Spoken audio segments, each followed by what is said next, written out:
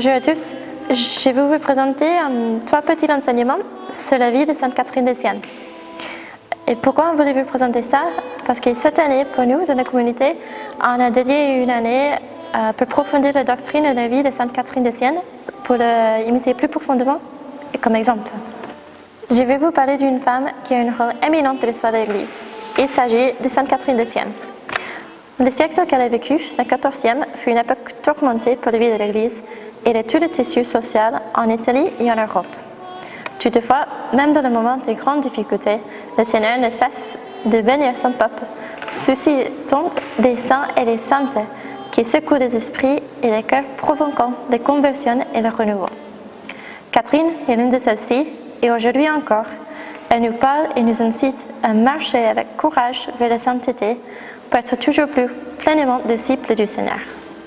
Née à Sienne en 1347, au sein d'une famille très nombreuse, elle mourut dans sa ville natale en 1380.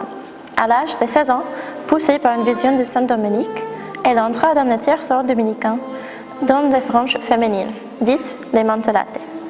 En demeurant dans sa famille, elle confirma le vœu de virginité qu'il avait fait en privé alors qu'il était encore adolescente. Et se consacra à la prière, à la pénitence et aux œuvres de charité, surtout au bénéfice des malades. Lorsque la renommée de sa sainteté se diffusa, elle fut protagoniste d'une intense activité de conseil spirituel à l'égard de toutes les catégories des personnes. Nobles des hommes politiques, artistes et personnes du peuple, personnes consacrées, ecclésiastiques, y compris le pape Grégoire XI, qui à cette époque résidait à Avignon, et que Catherine exhorta de façon énergique et efficace à revenir à Rome.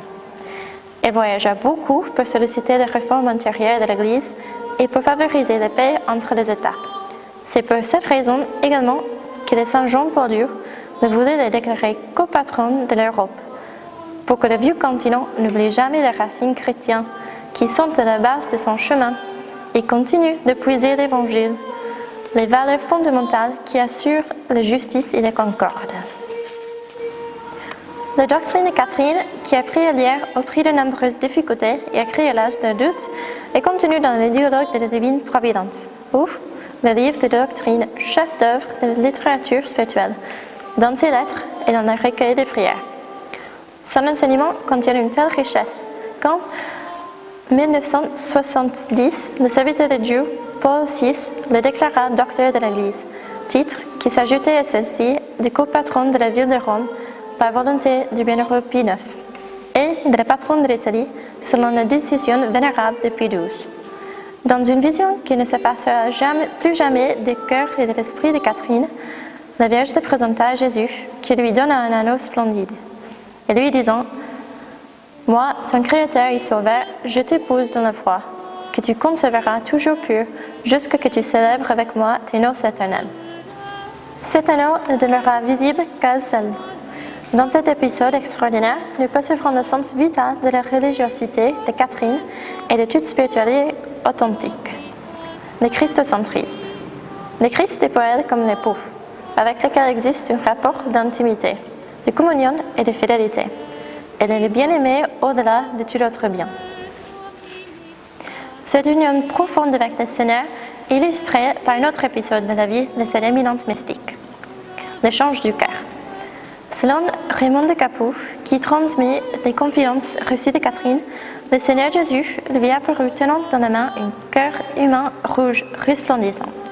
Le lui ouvrit la poitrine, lui introduisit et dit: « Ma très chère petite fille, de même qu'un jour j'ai pris le cœur que tu m'offrais, voici le présent que je te donne le mien. Et désormais, il prendra la place qui a coupé le tien. » Catherine a vécu véritablement les paroles du Saint Paul. Ce n'est plus moi qui vis, mais le Christ qui vit en moi. Comme la Sainte Sienne, chaque croyant ressent le besoin de s'uniformiser au sentiment du cœur de Christ pour aimer Dieu et son prochain, comme le Christ lui-même aime. Et nous pouvons tous laisser notre cœur se transformer et apprendre à aimer comme le Christ, dans une familiarité avec lui nourrie par les prières, par les méditations sur la parole de Dieu et par les sacrements. En particulier en recevant fréquemment et avec dévotion la Sainte Communion. Avec ça, je vous donne rendez-vous pour demain pour la suite de la conférence. Au revoir.